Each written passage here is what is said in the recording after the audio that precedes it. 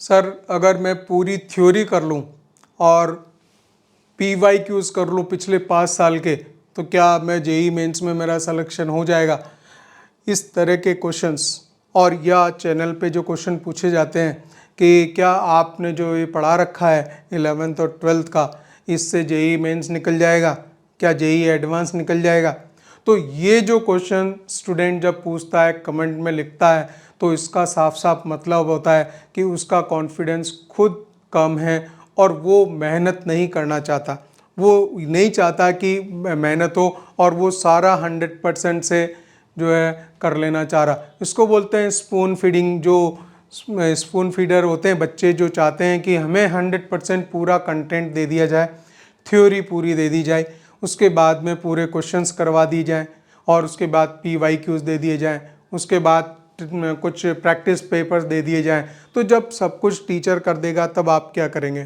ठीक है। और आप चाहते हो कि आपका जेई मेंस 2024 क्लियर हो जाए। तो इस तरह की जो चीज़ें होती हैं, ये एक उस स्टूडेंट के क्वेश्चंस उसके हैं जो कि उसकी तैयारी में कमी है।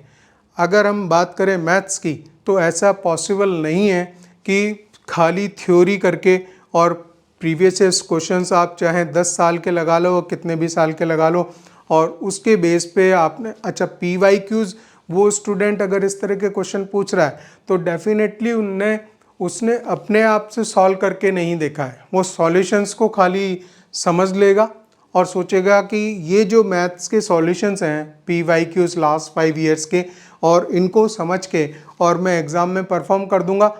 100% नहीं होगा गाइस, ये ध्यान रखिए कि इस तरह की चीज़ जस्ट इम्पॉसिबल है, क्योंकि ऐसा कभी भी नहीं होता। सवाल ठीक है, कॉन्सेप्ट पे बेस आ जाता है, सेम कॉन्सेप्ट पे बेस आ जाता है, उसी तरह का आ जाता है, लेकिन न्यूमेरिकल वैल्यूज चेंज होती हैं। और एक जो सीक्रेट पॉइंट है मैथ्स में, कि जब तक आप प्रैक्टिस नहीं करते हैं किसी थियोरेटिकल कॉन्सेप्ट पे, बहुत सारी प्रैक्टिस नहीं करते हैं और कॉन्फिडेंस बिल्डअप नहीं होता है और लास्ट में आपके सही आंसर्स आने स्टार्ट हो जाते हैं, तब तक आपको उस पर कंटिन्यूसली प्रैक्टिस करनी होती है। और ये जो प्रैक्टिस है ये बहुत ज़रूरी होती है। ऐसा नहीं कि बिना प्रैक्टिस के खाली सॉल्यूशन की खाली रीडिंग मार ली हिस्ट्री की स्टाइल में और आपने सोचा कि शायद ये चीज़ें क्लियर हो गई।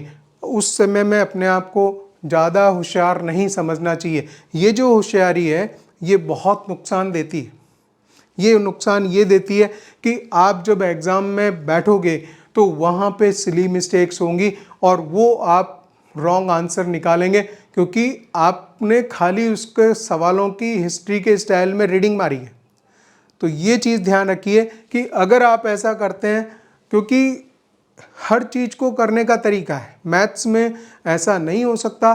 पहले थियोरेटिकल कॉन्सेप्ट क्लियर होता है, उसके बाद कुछ सॉल्व्ड एग्जाम्पल होते हैं। मैं एक पूरे चैप्टर में जो एक थियोरेटिकल कॉन्सेप्ट है उसकी बात बता रहा हूँ। पहले उसकी थियोरेटिकल कॉन्सेप्ट फंडे को क्लियर करेंगे, फिर कुछ सॉल्व्ड एग्जाम्पल करेंगे वहीं पे उसी पे बेस, और उसके बाद में सेल्फ आप अपनी तरफ से खाली क्वेश्चन पिकअप करेंगे, उसका सॉल्यूशन निकालेंगे और आंसर चेक करेंगे। ठीक है। इसके बाद में भी अगर दिक्कत आ जाती है तो आपको क्या करना है, सॉल्यूशन को चेक करना है। अगर उसी सेम क्वेश्चन का अगर सॉल्यूशन अवेलेबल है तो उस सॉल्यूशन को चेक करो कि जो मैंने सॉल्व किया और ये जो अवेलेबल सॉल्यूशन है यहाँ पे क्या मिस्टेक हो गई, मुझसे क्या मिस्टेक हो गई, और उन मिस्टेक्स को आप चेक करते करते करते करते धीरे धीरे रेक्टिफाई कर सकते हैं। तो ये जो चीज़ें हैं, प्रैक्टिस की जो रिक्वायरमेंट है बहुत ज़रूरी है। अगर इनको आप छोड़ देते हैं कि टाइम कम है, ऐसी वैसी बात है, तो ध्यान रखिए कि कभी भी पॉसिबल नहीं होता। तो जो जिस चीज़ को जैसी ज़रूरत है, फिजिक्स को इस चीज़ की ज़रूरत है, मैथमेटिक्स को इस चीज़ की ज़रूरत है, प्रैक्टिस की बात कर रहा हूँ, प्रैक्टिस की ज़रूरत है, तो आपको करनी ही पड़ेगी। आप रीडिंग मार के हिस्ट्री के स्टाइल में पढ़ के आप कभी भी जेई मेंस नहीं निकाल सकते। ठीक है ना। तो वो कीजिए। और इसमें जब स्टूडेंट ऐसा सोचने लगता है कि नहीं मैं होशियार हूँ, ऐसा हो जाएगा, मैं कर दूंगा, एग्ज़ाम में कर दूंगा, तुक्का मार दूंगा, है ना, वो खाली तुक्का ही रह जाता है और आपके खाली 25% चांसेस होते हैं क्वेश्चन को सॉल्व होने के, क्योंकि आउट ऑफ 4 जो बचते हैं चांसेस वही है। ठीक है ना, और उसमें भी ज़्यादा मिस्टेक हो सकती है। वो तो प्रोबेबिलिटी की बात है, आपको पता होना चाहिए कि ऐसा नहीं होता कि 25% ही चांसेस बनते हैं। कई बार ऐसा होता है कि 10 क्वेश्चन आपने रफली उसको आर्बिट्रेरी टिक मारे हैं, लेकिन आपने एक भी सही नहीं किया, ऐसा भी पॉसिबल है। ये मत सोचिए कि 4 में से 4 क्वेश्चन सॉल्व करोगे तो एक क्वेश्चन अगर वैसे ही अगर आंख बंद करके तुक्का मारोगे तो हो जाएगा। ठीक है गाइज, तो ये बात ध्यान रखिए। मैंने आपको मेन पॉइंट बताया कि पूरी जो सिस्टमेटिक प्रिपरेशन है उसी स्टाइल में करनी पड़ती है, तभी जाके कॉन्फिडेंस आता है, और उससे पीछे बिल्कुल नहीं हटना चाहिए। वो आप करते चलिए। टाइम जो है ये खाली बहाने होते हैं कि टाइम कम है। जो पढ़ना चाहेगा उसके लिए बहुत ही सफिशिएंट, पर्याप्त समय होता है। मैं चाहता हूँ कि आप उस चीज़ को स्टार्ट करें और सोचें। मैं टाइम ज़्यादा जो है टाइम की कैलकुलेशन न करते हुए बिल्कुल अपनी स्टडी में उतरिए, तैयारी में उतरिए। All the best.